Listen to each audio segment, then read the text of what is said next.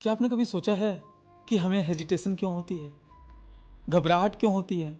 अक्सर किसी को कुछ बोलना हो या कोई काम करना हो या कोई भी चीज़ क्यों ना हो, शुरू करने से पहले ही हम डर जाते हैं, घबरा जाते हैं। जब मैं छोटा था तो अक्सर मुझे स्टेज में जाने से घबराहट होती थी, किसी से बात करने में घबराहट होती थी। क्या आपके साथ भी ऐसा होता है? अगर होता है तो ये वीडियो आपके लिए ही है, क्योंकि आज इसमें मैं आपको बताने वाला हूँ कि ऐसे क्या कारण होते हैं जिसकी वजह से हमें घबराहट और हेजिटेशन होती है, और ऐसे कौन कौन से तरीके हैं जिसके जरिए हम इस घबराहट को दूर कर सकते हैं और अपनी ज़िंदगी में आगे बढ़ सकते हैं। कि अगर आप अपनी लाइफ में किसी चीज़ में असफल होते हैं तो ज़्यादातर टाइम सारी चीज़ें हमारे घबराहट की वजह से होती है। कोई काम करने से पहले हम घबरा जाते हैं, सोचने लगते हैं कि ये हो पाएगा कि नहीं, और भी कई सारी चीज़ दिमाग में आने लगते हैं, और इसी वजह से आप कर भी रहे हो फिर भी वो चीज़ नहीं हो पाता। और आप ही के बीच में कई ऐसे भी लोग होंगे जो अपनी लाइफ को बेहतर तरीके से जी रहे होंगे, जो कोई भी इंसान क्यों ना हो, किसी के सामने भी आराम से बात कर लेते हैं, कहीं भी कुछ भी बोल लेते हैं, कोई भी काम करते हैं तो वो घबराते नहीं हैं। आखिर वो ऐसे क्यों होते हैं? क्योंकि वो सभी लोग जान चुके होते हैं कि ऐसा उनके साथ क्यों हो रहा है। अगर आप भी जानना चाहते हैं तो ये वीडियो आपके लिए ही है। आज मैं आपको इसी चीज़ के बारे में बताऊंगा ताकि आप एक बेहतर लाइफ जी सको और वो बन सके जो आप चाहते हैं, वो कर सके जो आप चाहते हैं। तो देर न करते हुए चलिए शुरू करते हैं।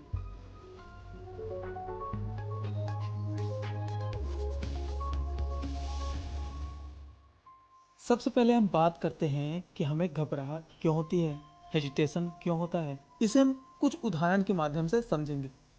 जैसे कि मान लो आप अभी घर पे गणित के सवाल कर रहे हो, अकेले हो, गणित के सवाल कर रहे हो। क्या आप घबराओगे करने से पहले? नहीं ना, क्योंकि खुद के लिए कर रहे हो। आप डांस कर रहे हो घर पे अकेले, आप इंजॉय करके करो।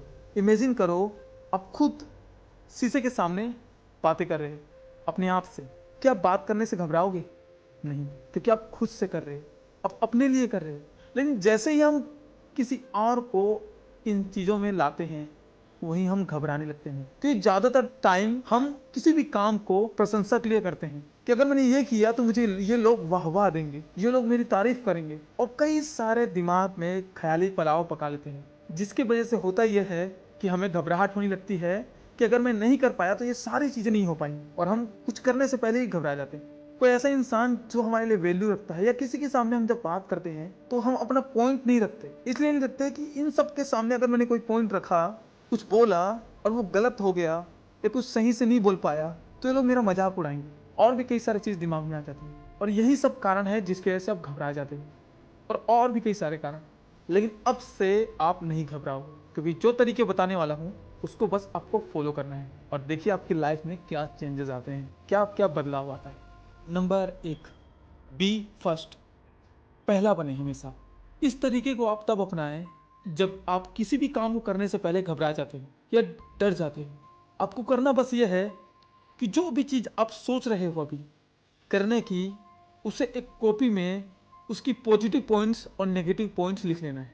यानी क्या क्या उस चीज़ को करते समय अच्छा आपके साथ हो सकता है और क्या बुरा से बुरा हो सकता है, उसे आपको नोट कर लेना है। जब आप नोट करोगे, लिखोगे, तो आप सोचोगे, तो आप देखोगे, पाओगे कि जो नेगेटिव जिस कारण से आप घबरा रहे थे वो कुछ है ही नहीं, बस आपके माइंड का बस एक थॉट था। जब आप इस चीज़ को समझ लोगे, आपको पता रहेगा कि जिन चीज़ों की वजह से मैं घबरा रहा हूँ, डर रहा हूँ कि किसी चीज़ को करने से पहले, तो आप डरोगे ही नहीं। नंबर 2, अगर आप अपनी पॉइंट को ग्रुप में रखने से डरते हो, घबराते हो, लोगों के सामने बात करने से घबराते हो, या स्टेज में जाने से, भाषण देने से घबराते हो, या कोई भी ऐसी चीज़ जो आप भीड़ में हो लेकिन आप घबरा जाते हो, तो इस तरीके को अपनाएं। आपको करना क्या है, ज़्यादा से ज़्यादा लोगों से कम्युनिकेट करना है। यानी कि ऐसे लोगों से आपको कम्युनिकेट करना है जिन आपको डेंजर टाइप लगते हैं, मतलब जिनसे आप थोड़ा भी घबराते हो। जब मुझे कस्टमर केयर का कॉल आता था, कि आप जानते ही हो कस्टमर केयर का कोई भी हो, चाहे सिम से रिलेटेड हो या डीटीएच से रिलेटेड हो, कोई भी हो, हर बार जो कॉल आता है कस्टमर केयर का कोई डिफरेंट व्यक्ति ही करता है। तो मैं क्या करता था, उनसे बात करने की कोशिश करता था, और जब बात करता था छोटी छोटी चीज़ें जो प्रॉब्लम होती थी वो पूछता था। इससे होता ये था कि जब भी मैं किसी नए कस्टमर केयर से बात करता था तो मेरे अंदर का जो हेजिटेशन है वो दूर होता था। और जब मैंने इस चीज़ को बहुत बार किया, कई चीज़ को अपनाया, तो मैंने देख पाया कि मेरे अंदर का जो हेजिटेशन है वो जा चुका है। मुझे कभी भी घबराहट उसके बाद नहीं होती थी। चाहे मैं कहीं बैंक जाऊं या किसी कंपनी के ओनर से बात करूं या किसी से भी, मैं आराम से बात कर लेता था। तो अगर आपको बस एक तरीका ढूंढना है ज़्यादा से ज़्यादा लोगों से कम्युनिकेट करने का, मेरा बोलने का मतलब ये नहीं है कि आप दिन भर बस बातें करने में लगे रहो। मतलब जब भी आप किसी से मिलो या किसी से कम्युनिकेट कर रहे हो तो ध्यान रखो कि ज़्यादा से ज़्यादा उसी कुछ टाइम में ही बातों को रख सको। और जब भी आपको मौका मिले बात करने का, कम्युनिकेट करने का या किसी स्टेज में जाने का कहीं भी, तो आपको घबराना नहीं है। आपको बस इतना ध्यान रखना है कि यहाँ जितने लोग हैं उन्हें कोई फर्क नहीं पड़ता। फर्क पड़ता तो सिर्फ आपको बस अपने आप पे ध्यान देना। अक्सर जब हम क्लास में पढ़ते हैं या कहीं ट्यूशन जाते हैं या क्लास में होते हैं तो हमें ये डर सताता है कि अगर मैंने एक क्वेश्चन का आंसर नहीं दिया तो मेरे क्लास वाले क्या सोचेंगे। लेकिन आप ये भूल जाते हो कि उनके वजह से आप क्वेश्चन पूछते नहीं हो और पूरी जिंदगी जो आपकी स्कूल लाइफ होती है उसके बाद आपको अफसोस होता है कि काश मैं उस टाइम पूछ लेता, उस टाइम पूछा करता तो मेरे को सारी चीज़ें मुझे पता चल जाती। लाइफ एक बार मिली है, इसे आप लोगों को जीना है। आपको खुद के लिए जीना है, अपनों के लिए जीना है, लेकिन उन लोगों के लिए जीना है जिनको आपके लिए थोड़ा भी 1% भी कोई फर्क नहीं पड़ता। हम अक्सर उन लोगों के लिए सोचते हैं कि वो क्या सोचेंगे। आपकी लाइफ है, आपको जीना है, तो आपको हमेशा अपने आप में फर्स्ट रहना है। फर्स्ट का मतलब ये नहीं कि किसी भाग दौड़ में शामिल होना है, अपने लिए होना है। नंबर 3, हमारी पर्सनैलिटी। आप सोच रहे होगे पर्सनैलिटी का मतलब यह है कि बॉडी में हट्टा कट्टा होना या कुछ भी ऐसा, तो बता दो कि ऐसा नहीं होता।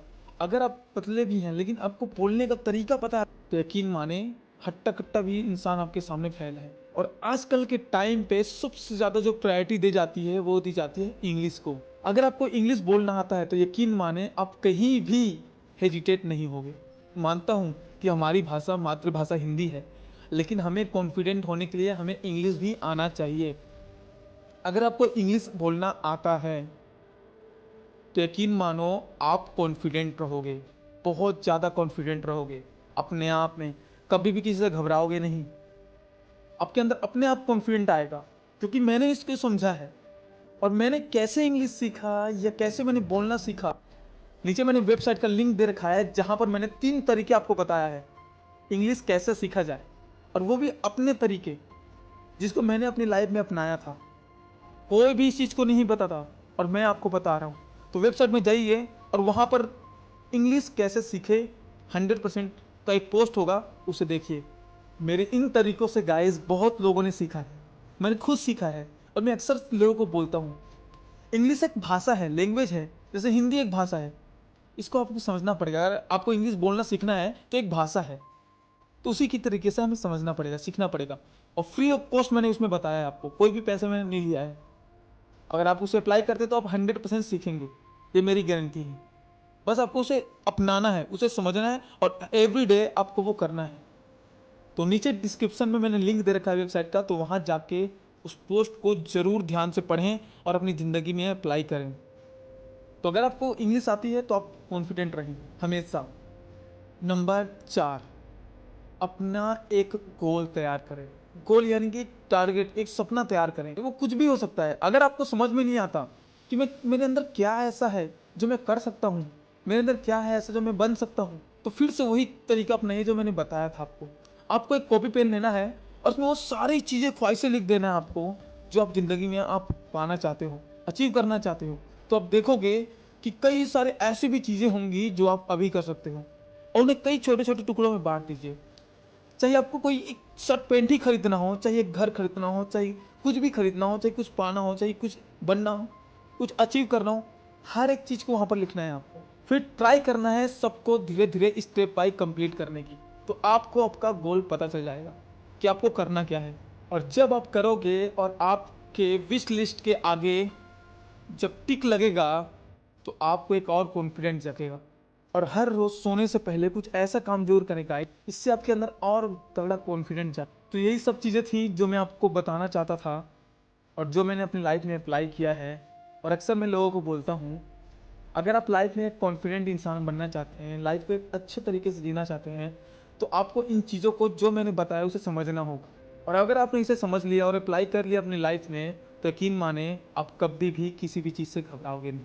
आप कोई भी चीज़ काम कर रहे हो, किसी के सामने कुछ बोल रहे हो, अपने पॉइंट रखने से नहीं घबराओगे, अपनी चीज़ों को और अच्छे बेहतर तरीके से करोगे जब आप इसे अपनाओगे।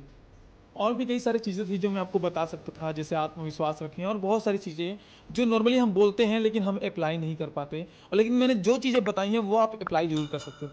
अगर ना होए तो मेरे को प्रॉब्लम बताना कि क्यों नहीं हो पा रहा है, तो मैं आपको सॉल्यूशन उसका ज़रूर दूंगा। कमेंट बॉक्स में ज़रूर करना। तो इसी के साथ मैं उम्मीद करता हूँ आपको वीडियो पसंद आया होगा। वीडियो पसंद आया हो तो लाइक करें, चैनल में नए हो तो सब्सक्राइब जरूर करें कि ऐसे ही जानकारी वाली वीडियो मैं अक्सर आपके लिए लाता रहता हूँ। और बेल आइकन के घंटे के आइकन को जरूर दबा दें ताकि जब भी मैं अपलोड करूँ वीडियो तो आप तक सबसे पहले नोटिफिकेशन पहुँचे। और कोई भी क्वेश्चन हो रिलेटेड टू साइंस, विज्ञान, रिलेटेड टू लाइफ, क्योंकि साइंस इज़ एवरीथिंग। हर एक चीज़ साइंस है, विज्ञान है। तो जो भी क्वेश्चन हो आपके माइंड में कमेंट बॉक्स में जरूर किया करें। फिर मिलते हैं नए वीडियो में ऐसी अमेजिंग जानकारी के साथ। तब तक के लिए अपना और अपनों का ख्याल रखें। वीडियो देखने के लिए धन्यवाद।